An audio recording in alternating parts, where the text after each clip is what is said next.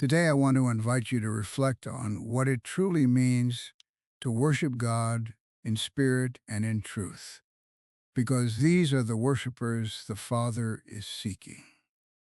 Jesus tells us in John chapter 4 that the hour has come when true worshipers will worship the Father in spirit and in truth.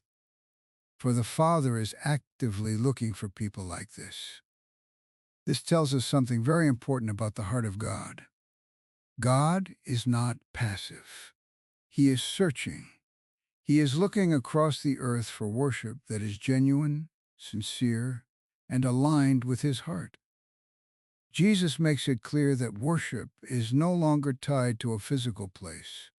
It is not limited to a mountain, a temple, or a specific location. Worship is not confined to a church building or a religious setting. True worship can happen anywhere, because it flows from the heart of a person who is rightly aligned with God. What matters to God is not where you worship, but how you worship and who you are becoming as you worship. To worship in spirit speaks about our inner life with God.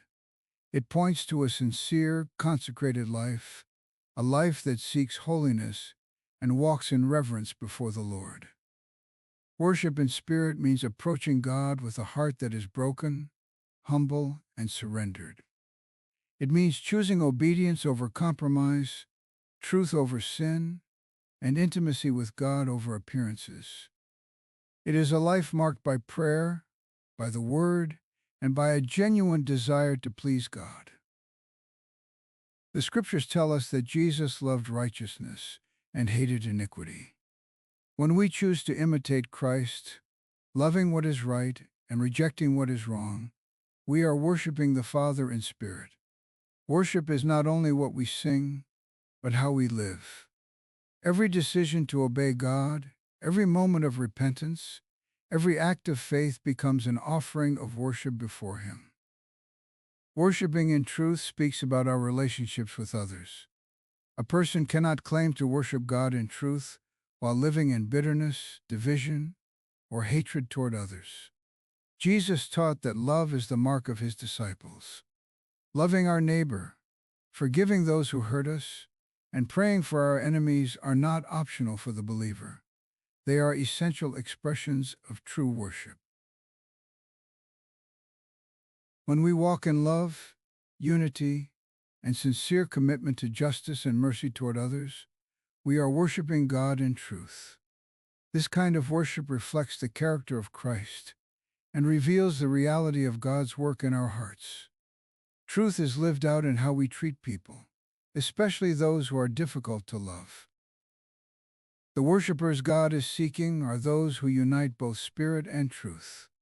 They live with sincerity before God and with love toward people. They fear the Lord, honor His word, reject sin, and walk in compassion and forgiveness. This kind of life becomes a testimony that God Himself recognizes. May you choose to be a person who worships the Father in spirit and in truth. God is looking for you.